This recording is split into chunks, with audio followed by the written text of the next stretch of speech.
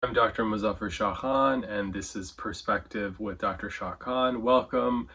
Before we get started, make sure that you subscribe to my channel, like, comment, hit the bell notification button as well so that you can get notified of my new videos.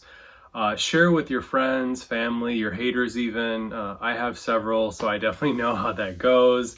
But I don't really care. So anyways, I would certainly appreciate that. I am going to talk about testing for the coronavirus. I know this is just like an issue, right? And there aren't many tests, supposedly new tests being created that can give results within 15 minutes. So the thing is that like even with testing, right? Like they're very, very hard to come by. So, I feel like a lot of people are just very kind of scared and just like a little bit worried if they don't have symptoms, right? Because if you watch my last video, I kind of talk about, symptoms and kind of, what's happening with people because they, you may not have symptoms for 2 weeks and then like, bam, like you start kind of feeling the symptoms. In these types of situations, obviously it's very worrisome. I personally know a couple like ER physicians here in Chicago.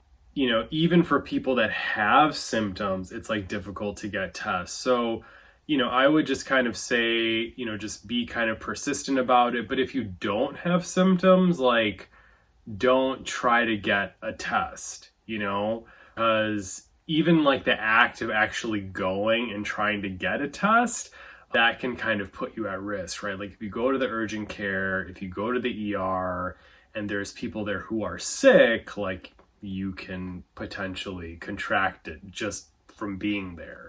So several of the tests that have been administered though, they're being done incorrectly.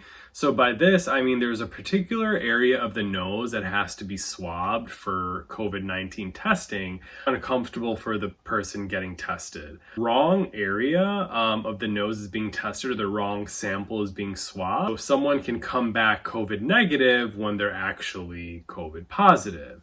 So a false negative, right, means that their test is coming back negative when the person is actually positive or has the disease, okay? False positive means that their test comes back positive when they're actually negative and do not have the disease. I know that it sucks, it's all very unsettling, but panicking does not help anyone or anything.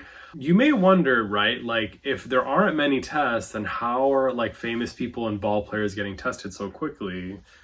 Well, because famous people get everything, right? Like that's nothing new. The thing about them is that they are more at risk than like, let's say like a regular normal person, or like they're more at risk than like one of their family members would be or something. Because, they're around a lot of people. They travel a lot. They're always like shaking hands, hugging, taking photos in airports, in close proximity with lots of people.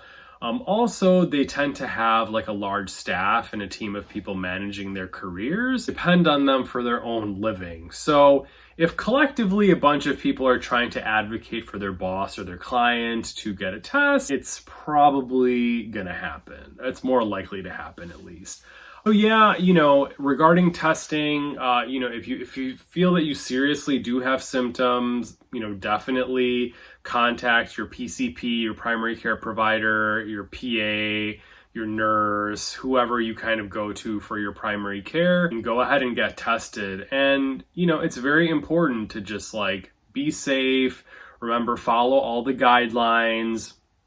If you do have symptoms, and yeah, I certainly hope that you all stay safe, take care, and we'll see you in the next video.